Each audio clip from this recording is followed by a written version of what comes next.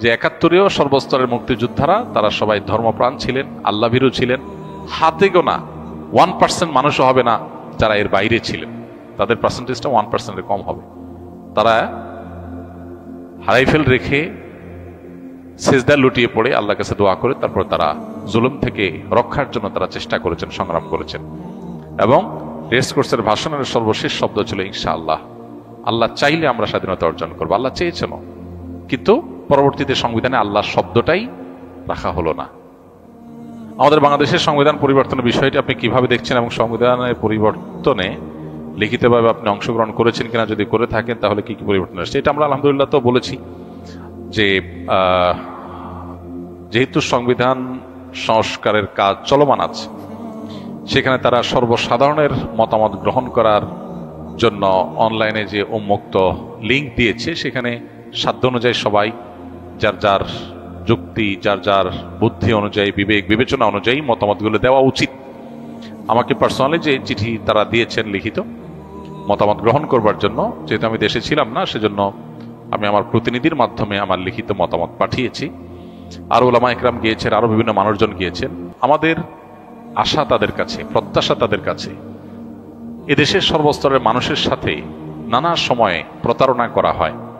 সাধারণ মানুষের যে চাওয়াগুলো আছে সেগুলোকে নানাভাবে চাপিয়ে রাখা হয়, দমিয়ে রাখা হয়। এদেশের সর্বস্তরের মানুষ তারা আল্লাহর প্রতি আস্থা এবং বিশ্বাস রাখতে ভালোবাসে। তারা বিসমিল্লাহ দিয়ে প্রত্যেকটা কাজ করতে এদেশের বিষয়ক মানুষ পছন্দ করে। সংখ্যাগরিষ্ঠ মানুষের চিন্তাধারা এটা সংবিধানে প্রতিফলিত হবে, এটাই স্বাভাবিক। মালয়েশিয়াতে 65% মাত্র মুসলমান, মাত্র 65%। আমাদের দেশে 80-85% মানুষ মুসলমান বা তারও বেশি। মাত্র 65% মুসলমান হওয়ার পর তাদের যদি রাষ্ট্রধর্ম, অফিসিয়াল ধর্ম সংবিধানে ইসলাম লেখা থাকে, তাহলে আমার 85% মুসলমানের দেশে লিখতে সমস্যাটা কোথায়? এই বিষয়গুলো সাধারণের যে আকাঙ্ক্ষা আছে সেটাকে দমিয়ে রাখার চেষ্টা করার নামান্তর। এ ধরনের কোর ইস্যুগুলোতে যদি গণভোট দেওয়া হয় তাহলে সাধারণ মানুষের মতামত সুন্দরভাবে ফুটে উঠবে। কিন্তু গণভোট কখনো, বিশেষ করে সেকুলার যারা আছেন, তারা কখনো গণভোটে যাওয়ার মতো সাহস তাদের নাই। তারা জানেন যে গণভোট দিলে তাদের জনগণকে দমিয়ে রাখার যে প্রচেষ্টা সেটা সফল হবে না।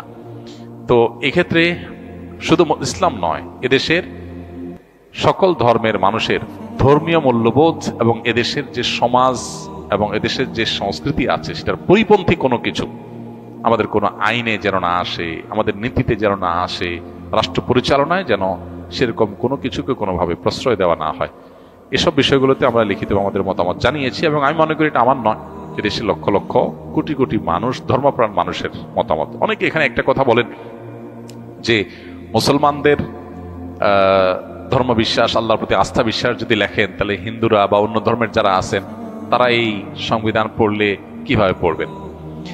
এর উত্তর হলো যে একটা রাষ্ট্র তার বেশিরভাগ মানুষের চিন্তাধারা এটাকে যদি শ্রদ্ধা দেখানো হয়, গণতন্ত্রে যদি বেশিরভাগ মানুষের সিদ্ধান্ত অনুযায়ী রাষ্ট্র পরিচালনার কথা বলা হয়, তাহলে এটা তার সাথে পরিপন্থী কি? এটা তার সাথে সামঞ্জস্যপূর্ণ হয়। আরো মালয়েশিয়ানদের রাষ্ট্রধর্ম ইসলাম, এর পাশাপাশি অন্যান্য ধর্মের সবার ধর্মীয় স্বাধীনতা তারা নিশ্চিত করেছে সাংবিধানিকভাবে।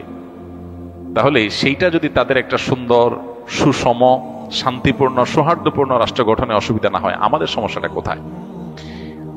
পশ্চিমারা তাদের অনেক ভালো ভালো জিনিস আছে, সেগুলো আমরা গ্রহণ করতে অসুবিধা নেই, কিন্তু আমাদের নিজস্ব সংস্কৃতি আছে, স্বকীয়তা আছে, সেগুলোকে ধূলিসাৎ করার যে অপচেষ্টা করা হয়, এগুলো বেশিরভাগই স্বার্থের কারণে। স্বার্থান্বেষী মহল তাদের বিভিন্ন ফান্ড, তহবিল খেয়ে তাদের বিভিন্ন ইজম বাস্তবায়ন করে। এবং আমরা দেখেছি যে ৭১-এও সর্বস্তরের মুক্তিযোদ্ধারা তারা সবাই ধর্মপ্রাণ ছিলেন, আল্লাহভীরু ছিলেন। হাতে গোনা 1% মানুষও হবে না যারা এর বাইরে ছিলেন, তাদের পার্সেন্টেজটা 1%-এর কম হবে। তারা হারাইফেল রেখে সেজদা লুটিয়ে পড়ে আল্লাহর কাছে দোয়া করে তারপর তারা জুলুম থেকে রক্ষার জন্য তারা চেষ্টা করেছেন, সংগ্রাম করেছেন। এবং রেস কোর্সের ভাষণের সর্বশেষ শব্দ ছিল ইনশাআল্লাহ। আল্লাহ চাইলে আমরা স্বাধীনতা অর্জন করবো, আল্লাহ চেয়েছেন, কিন্তু পরবর্তীতে সংবিধানে আল্লাহ শব্দটাই রাখা হলো না। তো এই যে জনগণের আকাঙ্ক্ষার বিপরীতে কাজ করা, এটা অনেকদিন থেকে চলে আসছে। আমরা আশা করব যে এইবার অন্তত সংবিধান সংস্কারের সময় সাধারণ মানুষের পালস বুঝে, সাধারণ মানুষের যে আপনার আকাঙ্ক্ষা আছে সেটা যেন প্রতিফলিত হয়, সেটা আমাদের প্রত্যাশা হবে। তারা কতটা পারবেন বা করবেন সেটা আমরা জানি না, আমরা আমাদের চেষ্টা করেছি এবং সর্বস্তরের মানুষেরও চেষ্টা করা উচিত। আমরা দোয়া করি আল্লাহ রাব্বুল আলামিন আমাদের এই প্রিয় মাতৃভূমিটাকে সকল ধর্মের মানুষের জন্য নিরাপদ আবাসভূমি হিসেবে এটাকে গ্রহণ করুন। আমাদের এই দেশে মানুষ যতটা ধর্মীয় সম্প্রীতিতে বিশ্বাস করেন, পৃথিবীর কোন অঞ্চলের পশ্চিমাদেরও আসলে অত বড় গাল নেই, অত বড় তাদের সুযোগ নেই যে তারা আমাদেরকে নসিহত করবে যে ধর্মীয় সম্প্রীতি এটা সৃষ্টি করবার জন্য তোমার সংবিধানে সেকুলারিজম লিখতে হবে। কোনো প্রয়োজন নাই। আমাদের দেশে মানুষ যে পরিমাণ শান্তিপ্রিয়, অন্য ধর্মের মানুষ যেরকম এখানে সুন্দরভাবে বসবাস করতে পারে, পশ্চিমাদের পৃথিবীতেও মুসলমানরা এতটা শান্তিতে, এতটা নিরাপদে তাদের কাজকাম করতে পারে না। সো আমাদের এখানে তাদের চাপিয়ে দেওয়া বস্তা পচা সস্তা বা অযৌক্তিক বা আমাদের এই অঞ্চলে মানুষের চিন্তাধারার সাথে যায় না, সে ধরনের বিষয় আশয়গুলোকে এখানে সংবিধানে বা আমাদের রাষ্ট্রের কোনো জায়গায় চাপিয়ে দেওয়া মোটেই যৌক্তিক হবে না। বারবার মানুষের চিন্তাধারাকে দমিয়ে রাখা, চাপিয়ে রাখার চেষ্টা, সামান্য কিছু হাতে গোনা সেকুলার তথাকথিত বুদ্ধিজীবী, তথাকথিত মিডিয়ার মানুষ, তথাকথিত এনজিও, তাদের চাপিয়ে দেওয়া জিনিসগুলোই বারবার আমাদের দেশে আমরা দেখি যে এস্টাবলিশড হয়। তারাই আমাদের সংখ্যাগরিষ্ঠ মানুষের পলিসি ঠিক করে দেয়। সংখ্যাগরিষ্ঠ মানুষের চিন্তাধারাকে ইগনোর করে একটা রাষ্ট্র কখনো এগিয়ে যেতে পারে না।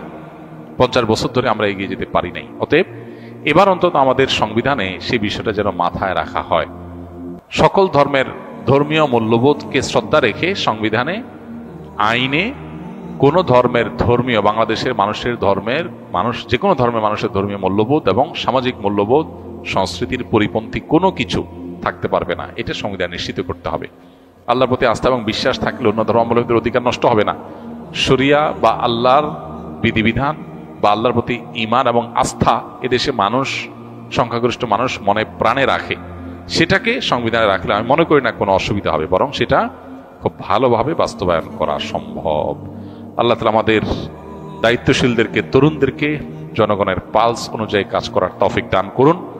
সংখ্যাগরিষ্ঠ মানুষ কর্তৃক খুব সংখ্যায় নগণ্য মানুষ কর্তৃক সংখ্যাগরিষ্ঠ মানুষের চিন্তাধারাকে দমন করার বা তাদেরকে মিসগাইডেড করার, তাদের উপরে চাপিয়ে দেওয়ার যে চেষ্টা, যে কালচার দেশে আছে, আল্লাহ তাআলা সেই অপকালচার থেকে আমাদের সবাইকে মুক্তি দান করুন।